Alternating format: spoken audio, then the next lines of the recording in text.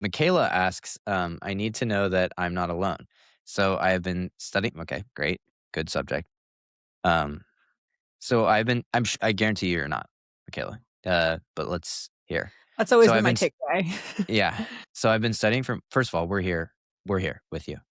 So without even reading on, I We're can tell you literally you're here. not You are alone. not alone, I promise you. You're never alone. Okay. So I've been studying for months. I really locked in December to January, and I took a break from prep tests, which really helped me improve. I took my first prep test from that month long break last week. After everything went downhill, okay, so I'm assuming like everything went downhill. Like I was so good at studying and doing better and focusing, and now ever since the PT, I can't focus at all, and it causes me to do poorly. Any advice? Maybe I'm experiencing burnout. Do I need more sleep, less screen time? I read books, but it's been a while, so maybe I should start again to build my stamina. I mean, you just pitched a lot of stuff that is like unequivocally yes. Like, sure, more sleep, less screen time. Like, These are definitely always that. good. Like, I Yes. mean, you could ask that. It doesn't matter. You could be like, I'm scoring really, really well. Could I use more sleep and less screen time? And it's like, yeah, yes. We all, literally all of us could. Right. We So were talking about this like right before this, how much sleep yeah, we're yeah, getting, yeah. how much we probably need a little bit more. Yeah, so absolutely. Um, yeah, what else? What do you think? You I take a mean, yeah, break, this is a things situation where seem I like they're going wish well? right. I wish we could ask some follow-up questions here. Like what I'm thinking might have happened is you took that PT after a long break off and maybe it wasn't what you wanted it to be. Maybe the score wasn't exactly what you wanted. Maybe the timing didn't work out that well. Maybe it was just really stressful and anxiety inducing. Totally normal, makes sense. But I think what we want to do is remind ourselves that like that makes sense why you would be feeling those ways after you took some time off of studying and took some time off of taking PTs.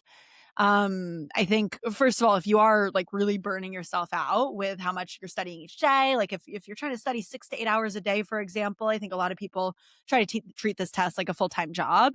That's not usually the most effective way to be studying. I think a good sweet spot is like 2 to 4 hours a day. Maybe you pepper in some more like live classes or core curriculum on top of that. But beyond that, I think that you could maybe cut back and like be studying not like more questions, but trying to get more out of each individual question. And I think what I'm seeing a lot is like you're feeling pretty overwhelmed, you're not quite sure what's going wrong.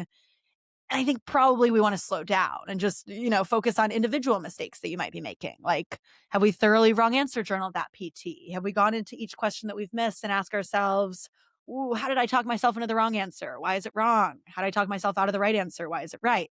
What am I going to do better next time? I need some sort of takeaway action item for each of those. Like, that could be a really good place to start. Kind of bring yourself back to earth and then ease into more of a realistic study pattern. But maybe you've been doing a lot of these things and you're still feeling like you are struggling. And at that point, I think it's just a matter of like really checking in with yourself and figuring out what is going on behind the scenes. Like, are we making ourselves feel like this? Is this something that's maybe like an external factor is overwhelming us? I think there's so many things that could be going on here. The other thing is I realized that I cut off the question before it was done. There was another question. I was planning on April test date, but at this point, it's like maybe June. The LSAT is truly one of the most hard and confusing processes. So, like, it's like, okay, so you're talking about the next cycle. And so, like, yeah, like, take your time. Like, it's fine. Like, you've got, you don't need to take this in April. You don't even need to take this in June. Like, yes, the LSAT is truly one of the most hard and confusing processes. I truly empathize with you there. You're not wrong. But like you've got time, and I know that like everyone wants to be done with this as soon as possible. But like don't panic. That's never that's never on the to-do list. So yes, you've got plenty of time. You may be burning out. And so the things you laid out there, just to go back to them, yeah, sleep less screen time. Wait, Read no, sleep books. more. Don't Oh sleep yeah, less. did I say more screen time? No, I. Sleep less, more screen time. No, I think you said less screen time. Yeah, Thank God. yeah, yeah. No, more sleep, less screen time for sure. Um, I would totally Yeah. agree. And yeah, reading outside reading is very helpful for sure. And I think honestly, like as annoying as it can be, fiction reading maybe isn't the most helpful thing if you're trying to learn how to read the LSAT. Nonfiction reading might be a little bit more helpful, but I mean, read. Like reading is so helpful in so many different ways. That's awesome. That would be a great way to spend more of your time. I think the most important part of reading is that it's, like, better for your brain than scrolling on your phone. So, I'm like it's like, to me, the utility like, whatever read whatever's gonna make you wanna read. I think is, like, the most important thing, because it's like the utility you're gonna get out of reading nonfiction in terms of the LSAT, to me, it's mostly the same utility that you're gonna get out of reading fiction in that it's like, okay, it's a restorative practice that is, like, not, ruining society. And by that, No, I'm that's talking about fair. social media. Yeah, Like, let's make this a it's not bigger ruining your picture. brain. So it's just like that to me. Like, yeah, there's maybe some marginal utility that you get from reading something that's more similar to the LSAT, but like also if it's too similar to the LSAT, you probably don't want to read it when you're relaxing.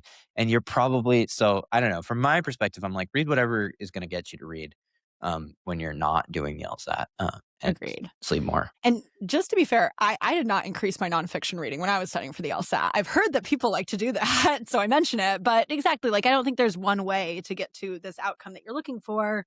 I think, yeah, it's a matter of like getting yourself to read a little bit more, do those other healthy things, and just check in with yourself. Like so much of this test is that mental game. So much of it is just making sure that you are taking care of yourself to the extent that you can be a intelligent, functioning human, which I know you are, and you will be able to get there. But yeah, give yourself more time too. Like we were saying, I so wish I could go back and tell my past self that, like, you don't have to take this test on this arbitrary date that you decided is your test date.